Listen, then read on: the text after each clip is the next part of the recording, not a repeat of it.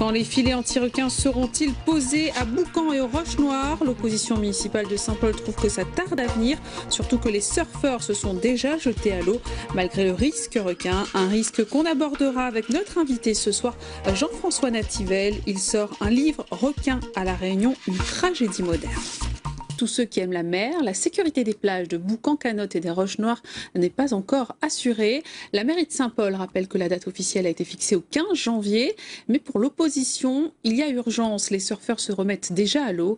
Explication avec Jean-Marc Seguin. On s'impatiente dans l'ouest. Les spots de surf sont à nouveau fréquentés alors qu'ils ne sont toujours pas sécurisés.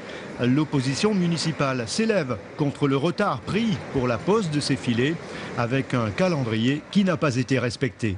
On a eu des réponses quand même un peu évasives et surtout alors l'alternelle politique en disant vous avez rien fait, nous faisons tout. Mais ce qu'on remarque, c'est que tous les dispositifs actuels ont été mis en place dès le début avec la municipalité.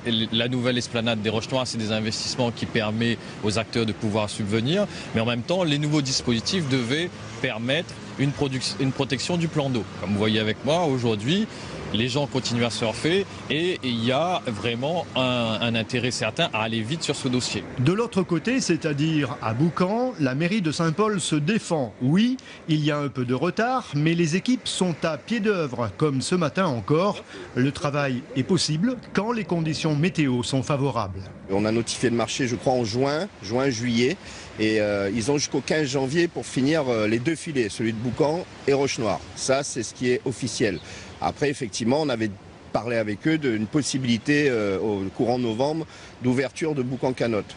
Apparemment, ça ne se fait pas parce que les conditions météorologiques ont fait qu'il y a eu beaucoup de houle. Et effectivement, ils ne peuvent pas plonger quand il y a au-delà d'1,50 m. Et puis sur les retours plage, c'est compliqué à travailler les filets. On est tous impatients, bien sûr, mais on ne peut pas aller contre les éléments. La majorité attaque aussi l'opposition qui veut, selon elle, politiser le dossier à l'approche des élections régionales, ce dont se défendent les élus concernés. La mairie de Saint-Paul qui demande en tout cas aux surfeurs de patienter encore quelques semaines avant de pouvoir se remettre à l'eau en toute sécurité.